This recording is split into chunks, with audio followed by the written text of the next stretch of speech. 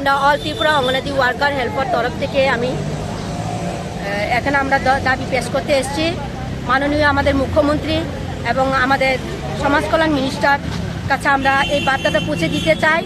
আমরা চাই আমাদের 5টি দাবি যেমন হোক পূরণ করো।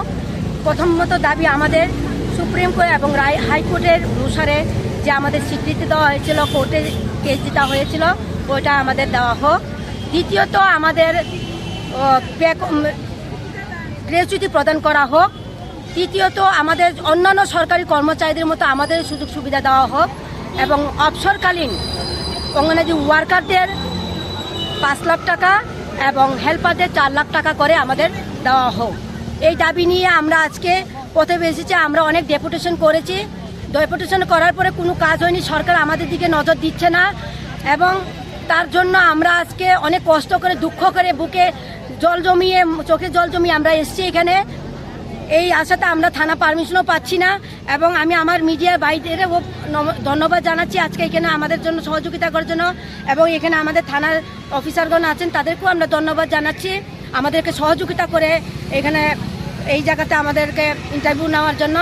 আমরা চাই আমাদের এই দাবিগুলো সরকার গ্রহণ করুক এবং আমাদের কাজের অনুসারে আমাদেরকে আমাদের যে মাইনে পাওয়ার কথা অনারিয়াম সেটা আমাদেরকে পূরণ করে দেওয়া হোক।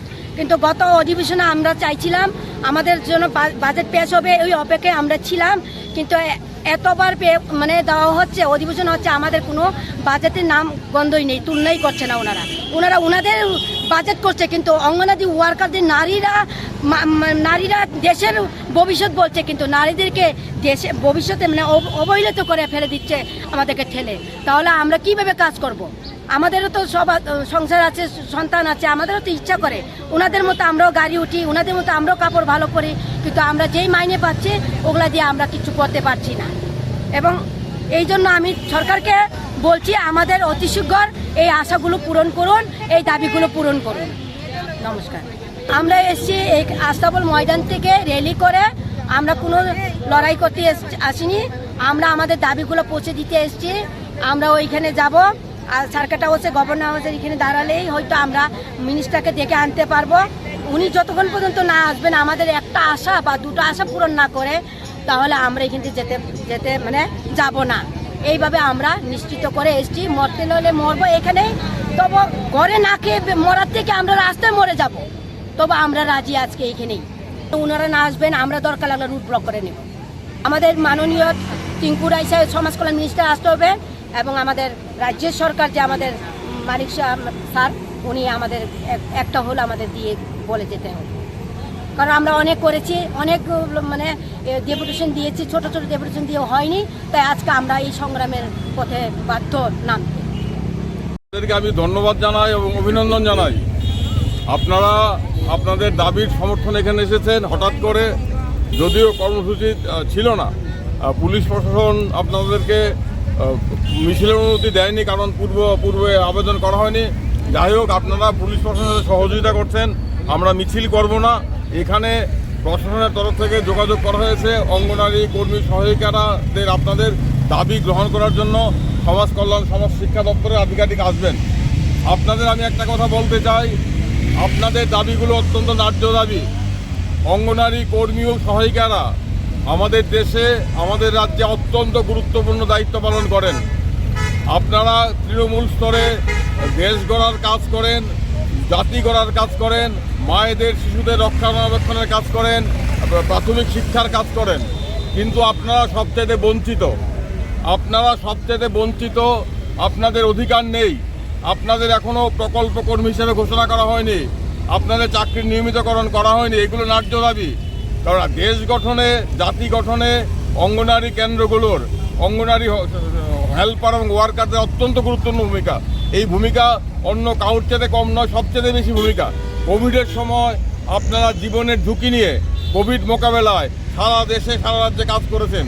তার জন্য আমরা জাতি হিসাবে, রাজ্যবাসী হিসাবে অঙ্গনারী কর্মী সহায়িকাদের কাছে কৃতজ্ঞ। আপনাদের কাছে আমরা কৃতজ্ঞ, ঋণী। আমি একটা কথা বলতে চাই, গ্র্যাচুইটির প্রশ্ন এখানে এসেছে। অঙ্গনারী কর্মী ও সহায়িকারা গ্র্যাচুইটি প্রাপ্য।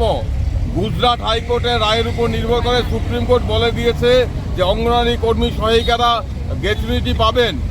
আমরা এই রায় অনুযায়ী ত্রিপুরাতে গ্র্যাচুইটি দেওয়া হয়নি। আমরা মামলা করেছি, মামলাতে বিচারপতি বলেছেন, উচ্চ আদালতের বিচারপতি বলেছেন ত্রিপুরা রাজ্যের অঙ্গনারী কর্মী সহায়িকারাও গ্র্যাচুইটি পাবেন। আমরা আশা করেছিলাম, আপনারা আশা করেছিলেন সরকার এই রায় মেনে নেবেন, কিন্তু দুঃখের বিষয়, পরিতাপের বিষয় হলো রাজ্য সরকার এই রায় মানেননি। তারা ডিভিশন বেঞ্চ আপিল করেছেন। ডিভিশন বেঞ্চে আপিলের শুনানি হয়ে গেছে। আমরা আশা করি খুব দ্রুত আপনাদের একটা সুখবর দিতে পারবো। আমরা আশাবাদী অঙ্গনারী কর্মীদের গ্র্যাচুইটি প্রদানের রায় ডিভিশন বেঞ্চ বহাল রাখবেন। এই রায় না মেনে রাজ্য সরকারের কোনো উপায় নেই, মানতে হবে। এই রাজ্যের 20,000 অঙ্গনারী কর্মী সহায়িকাদের জন্য খুব শীঘ্র একটি সুখবর আসবে যে সিঙ্গেল বেঞ্চের রায় ডিভিশন বেঞ্চ বহাল রেখেছেন। এর বিরুদ্ধে রাজ্য সরকার কিছু করার থাকবে না। আর যেটা আছে, আপনাদের নিয়মিতকরণ করতে হবে, কারণ আপনারা অন্যান্য প্রকল্প কর্মীদের মতন আপনারা ফুড সিকিউরিটি অ্যাক্টে, রাইট টু এডুকেশন অ্যাক্টে আপনারা অত্যন্ত গুরুত্বপূর্ণ দায়িত্ব পালন করছেন। আপনাদের রেগুলার করতে হবে এবং সমকাজে সমবেতন দিতে হবে। আপনারা আজকে এসেছেন আপনাদের দাবি দপ্তরের মন্ত্রী সরকারের কাছে নেওয়ার জন্য। আমরা দেখব সরকার কি করেন, আমরাও লক্ষ্য রাখবো। আমরা আশা করেছিলাম যে এই বাজেট অধিবেশনে সরকারের তরফ থেকে আপনাদের জন্য কোনো সুখবর থাকবে, কিন্তু দেখলাম বাজেটে আপনাদের জন্য কোনো খবর নেই। আমি মনে করি আন্দোলন ছাড়া, প্রতিবাদ ছাড়া কিছু হয় না। আওয়াজ তুলতে হবে, জোরালো আওয়াজ তুলতে হবে, একত্রিত হয়ে আওয়াজ তুলতে হবে, তাহলেই দাবি আদায় করা সম্ভব হবে।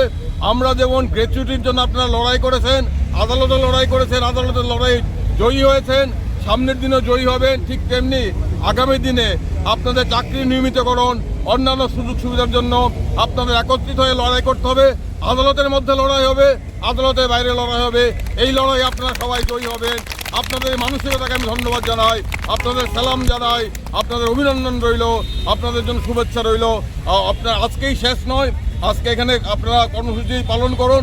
পরবর্তী সময়ে আলোচনা করে সবাইকে একত্রিত করে আদালতের মধ্যে, আদালতের বাইরে আপনাদের অধিকারের পক্ষে লড়াইয়ে আমরা ত্রিপুরা হিউম্যান রাইটস অর্গানাইজেশন আপনাদের পাশে থাকবো। এই কথা, এই প্রতিশ্রুতি